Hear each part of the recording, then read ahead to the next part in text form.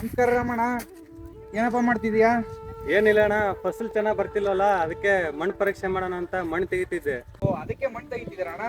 ಹೌದು, ತೆಗೆದಿರೋ ಮಣ್ಣನ್ನು ತಗೊಂಡೋಗಿ ಪರೀಕ್ಷಾ ಕೇಂದ್ರಕ್ಕೆ ಕೊಟ್ರೆ ಅದರಲ್ಲಿ ಏನು ಕಮ್ಮಿ ಆಗಿದೆ ನೋಡಿ ಅವರು ಸಲಹೆ ಕೊಡ್ತಾರೆ. ಅದಕ್ಕೆ ತೆಗಿಬೇಕು ಅಂತ ಅನ್ಕೊಂಡಿದ್ದೀನಿ ಅಂತ.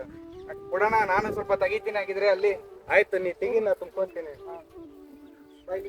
ರಮಣ, ಅಲ್ಲಿ ಬಾ, ಅಲ್ಲಿ ಮಣ್ಣು ಚಲೋ ಐತೆ, ಅಲ್ಲಿ ತಗೊಳ್ಳೋದ. ನಡಿಯಪ್ಪ, ನಡಿ ಹೋಗಂತ. ರಮಣ ಏನ್ರ ಮಾಡ್ತಾ ಇದ್ದೀರಾ? ಏನಿಲ್ಲ ಅಣ್ಣ, ರಾಮಣ್ಣ ಅವ್ರದ್ದು ಏನೋ ಮಣ್ಣು ಪರೀಕ್ಷೆ ಐತಂತೆ, ಅದಕ್ಕೆ ಮಣ್ಣು ತೆಗಿತಾ ಇದ್ದೆ. ಹೌದಾ? ಓ, ಹಾಗಾದ್ರೆ ನಿನ್ನೆ ನಮ್ಮ ಬಾಳೆನಹಳ್ಳಿಗೆ ಅದು ಯಾರು ತೋಟಗಾರಿಕೆ ಕಾಲೇಜಿದ್ದ ವಿದ್ಯಾರ್ಥಿಗಳು ಬಂದಿದ್ದಾರೆ. ಅವರು ಇಲ್ಲಿ ನಮ್ಮ ಬಾಳೆನಹಳ್ಳಿಲಿ ಕೃಷಿ ಕಾರ್ಯಾನುಭವ ಮತ್ತೆ ತೋಟಗಾರಿಕಾ ಕಾರ್ಯಾನುಭವ ಅಂತ ಹಮ್ಮಿಕೊಂಡಿದ್ದಾರೆ. ಅವರಿಗೆ ಮಣ್ಣು ಸಂಗ್ರಹಣೆ ಹೆಂಗ್ ಮಾಡ್ಬೇಕು ಅಂತ ಎಲ್ಲ ಗೊತ್ತಿದೆ. ಅವ್ರಿಗೆ ಫೋನ್ ಮಾಡ್ತೀನಿ, ಅವ್ರು ಬಂದ್ಮೇಲೆ ಹೆಂಗೆ ಅಂತ ಹೇಳ್ಕೊಡ್ತಾರೆ. ಮಾಡೋಣ ಆಗಿದ್ರೆ, ಜಲ್ದಿ ಬರ್ಲಿ ಆಗಿದ್ರೆ ಅವರು.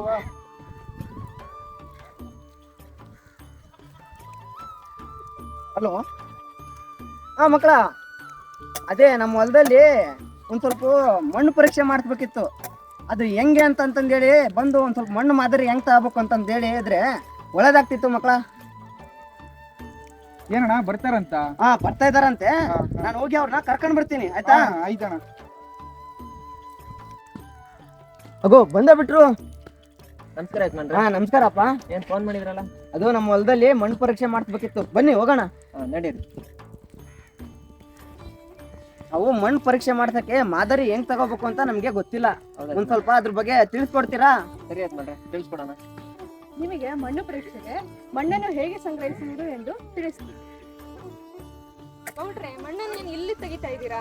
ಹ್ಞೂನಮ್ಮ, ಮಣ್ಣು ಪರೀಕ್ಷೆ ಅಂದ್ರಲ್ಲ, ಅದಕ್ಕೆ ಇಲ್ಲಿ ಮಣ್ಣು ಚೆನ್ನಾಗಿತ್ತಲ್ಲ, ಅದಕ್ಕೆ ತೆಗಿತಾ ಇದ್ದೆ. ಇಲ್ಲ ಗೌಡ್ರೆ, ಈ ಜಾಗದಾಗೆಲ್ಲ ಮಣ್ಣು ತೆಗಿಬಾರ್ದು. ಮಣ್ಣು ಪರೀಕ್ಷೆಗೆ ಮಣ್ಣನ್ನು ತಗೊಂಡೋಗ್ಬೇಕಾದ್ರೆ ಯಾವ ಜಾಗದಲ್ಲಿ ಮಣ್ಣು ತಗೊಬೇಕು ಅಂದ್ರೆ ಸಮತಟ್ಟಾದ ಪ್ರದೇಶ ಇರಬೇಕು. ಹೊಲದ ಬದಿಗಳಲ್ಲಿ, ಮರದ ಕೆಳಗಡೆ, ಎಲೆಕ್ಟ್ರಿಕ್ ಪೋಲು ಮತ್ತೆ ಕೊಳವೆ ಬಾವಿ ಹತ್ರ ಇಂಥ ಕಡೆ ಎಲ್ಲ ಮಣ್ಣನ್ನ ಸಂಗ್ರಹಿಸಬಾರ್ದು. ಹಂಗೆ ಮಣ್ಣಿನಲ್ಲಿ ಜಾಸ್ತಿ ತೇವಾಂಶ ಇದ್ರೆ ಆ ಮಣ್ಣನ್ನ ನಾವು ನೆರಳಿನಲ್ಲೇ ಒಣಗಿಸ್ಕೊಂಡು ಆಮೇಲೆ ಮಣ್ಣಿನ ಪರೀಕ್ಷೆಗೆ ತಗೊಂಡೋಗ್ಬೇಕು. ಹಾಗೆ 500 ಗ್ರಾಮ್ಗಿಂತ ಕಡಿಮೆ ಮಣ್ಣನ್ನ ಮಣ್ಣಿನ ಪರೀಕ್ಷೆಗೆ ತಗೊಂಡೋಗ್ಬೇಕು. ಓ, ಇಷ್ಟೆಲ್ಲ ಇದೆಯಾ? ಹೌದು ಗೌಡ್ರೆ, ಇಷ್ಟೆಲ್ಲ ಇದೆ. ಹಾಗಾದ್ರೆ ಈ ಜಾಗದಲ್ಲಿ ತೆಗಿಬೋದಲ್ಲಮ್ಮ? ಹೂ ಗೌಡ್ರೆ, ತೆಗಿಬಹುದು. ಹಾಗಿದ್ರೆ ಹೇಗ್ ತಗೋಬೇಕು ಅಂತ ತಿಳಿಸ್ರಮ್ಮ. ನೋಡಿ ಗೌಡ್ರೆ, ಈ 1 ಎಕರೆ ಜಾಗದಲ್ಲಿ ಇದೇ ತರ ಸಮತಟ್ಟಾದ ಹೊಲದಲ್ಲಿ 10 ರಿಂದ 12 ಕಡೆ ತೆಗಿಬೇಕು. ಅದು ದೊಡ್ಡಾಕಾರದಲ್ಲಿ ತೆಗಿಬೇಕು. ಅದಾದ ನಂತರ ಮಣ್ಣನ್ನು ವಿ ಆಕಾರದಲ್ಲಿ 15 ಸೆಂಟಿಮೀಟರ್ ಆಳವಾಗಿ ಮಣ್ಣನ್ನು ತೆಗೆಯಬೇಕು. ಅದೇಂಗೆ? ತೋರಿಸ್ತೀನಿ ನೋಡಿ ಯಜಮಾನ್ರೆ.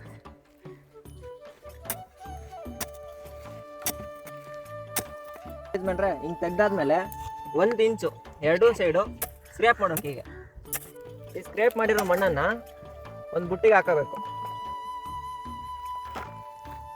ಸಂಗ್ರಹಿಸಿದ ಎಲ್ಲಾ ಮಣ್ಣನ್ನು ಚೀಲದ ಮೇಲೆ ವೃತ್ತಾಕಾರದಲ್ಲಿ ಹಾಕಬೇಕು.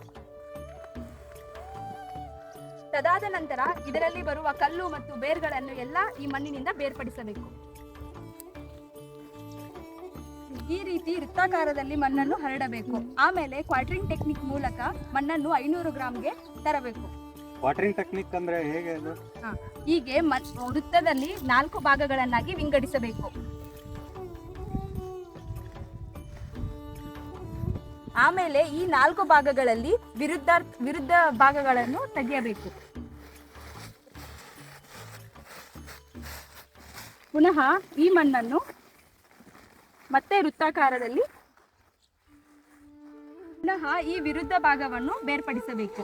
ಈ ಪ್ರಕ್ರಿಯೆಯನ್ನು ಮಣ್ಣು 500 ಗ್ರಾಂ ಸಂಗ್ರಹಣೆ ಮಾಡುವವರೆಗೂ ಈ ಪ್ರಕ್ರಿಯೆಯನ್ನು ಮುಂದುವರಿಸಬೇಕು. ಅದಾದ ನಂತರ 500 ಗ್ರಾಮ್ ಮಣ್ಣು ಸಂಗ್ರಹಿಸಿರ್ತೇವಲ್ಲ, ಅದನ್ನ ಒಂದು ಸ್ವಚ್ಛವಾದ ಚೀಲಕ್ಕೆ ಹಾಕಬೇಕು. ಇದಾದ ನಂತರ ಒಂದು ಚೀಟಿಯಲ್ಲಿ ರೈತರ ಹೆಸರು, ಸರ್ವೆ ನಂಬರ್, ವಿಳಾಸ, ಪ್ರಸ್ತುತ ಬೆಳೆ, ಹಿಂದೆ ಬೆಳೆದಿರುವಂತಹ ಬೆಳೆ, ಮುಂದೆ ಬೆಳೆಯಬೇಕಾದ ಬೆಳೆ, ದಿನಾಂಕ ಹಾಗೂ ಫೋನ್ ನಂಬರ್ ಅನ್ನು ಬರೆದು ಈ ಚೀಟಿಯನ್ನು ಸಂಗ್ರಹಣೆ ಮಾಡಿದಂತಹ ಚೀಲಕ್ಕೆ ಇಟ್ಟು ಹತ್ತಿರದ ಪರೀಕ್ಷಾ ಕೇಂದ್ರಕ್ಕೆ ಕೊಡಬೇಕು. ಇಷ್ಟು ಎಲ್ಲ ಮಣ್ಣು ತೆಗೆಯೋದು ಯಾವ ಬೇಕಾದ್ರೂ ತಗೋ ಹೋಗೋಣ. ಸರಿ ರಮಣ್ಣ.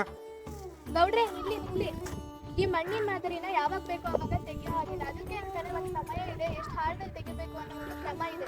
ನಿಮ್ಮ ಹೊಲದಲ್ಲಿ ಯಾವುದೇ ರೀತಿ ಬೆಳೆ ಬೆಳೆಯದಿದ್ದಾಗ, ಅಂದ್ರೆ ಬೆಳೆ ಯಾವುದೇ ಇಲ್ಲದೆ ಇದ್ದಾಗ, ಮತ್ತೆ ರಸಗೊಬ್ಬರಗಳನ್ನ ಹಾಕೋ ಮುಂಚೆ, ಈಗ ನೀವು ತರಕಾರಿ ಬೆಳೆಗಳನ್ನ ಬೆಳೆಯೋದಾದ್ರೆ 15 ಸೆಂಟಿಮೀಟರ್